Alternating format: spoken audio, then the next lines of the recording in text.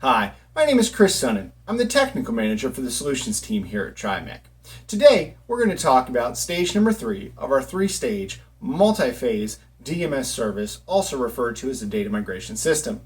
Hopefully, you've already watched stage number 1 and stage number 2 videos. If you've not, I do recommend that you go back and review those before continuing this video.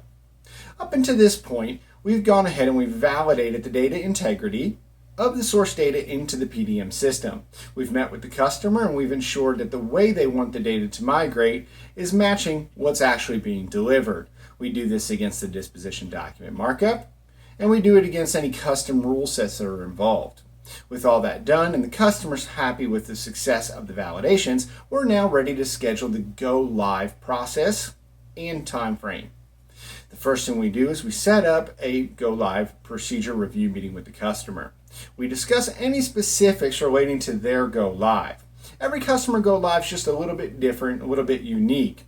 Things that can be considered unique inside of the runtime are shutdown of services, capturing of backup processes, upgrading to new PDM versions or SOLIDWORKS versions, shutting down network shares, things of this nature. The solutions engineer works with the customer to define what's going to be required to execute their go live in their environment.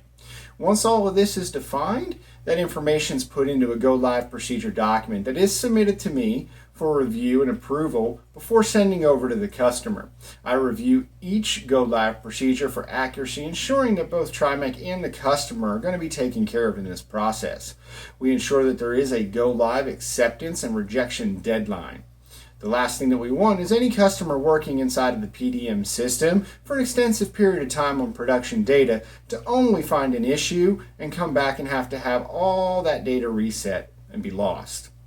So once everything is validated and all the signatures are in place, the team is ready to execute the go live procedure. The next steps are to actually schedule and execute that go live procedure. The team will execute it against the definition defined. They'll hold a handoff meeting with the customer, going through some specifics and reviewing some files with them. The customer is then encouraged to spend the remainder of the time up until the deadline reviewing the system. We ask that they limit the amount of production work that's being done inside of that environment.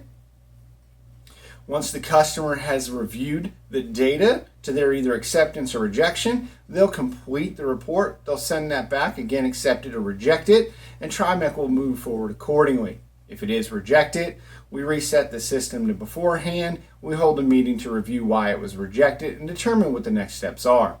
If it is accepted, we consider this service closed and we ask the customer that they contact TriMech support moving forward on any issues related to PDM. If they do have any questions relating to the integrity of their data, they're free to reach out to the solutions team. At this point, we've concluded all 3 stages of our DMS service. Thank you for your time.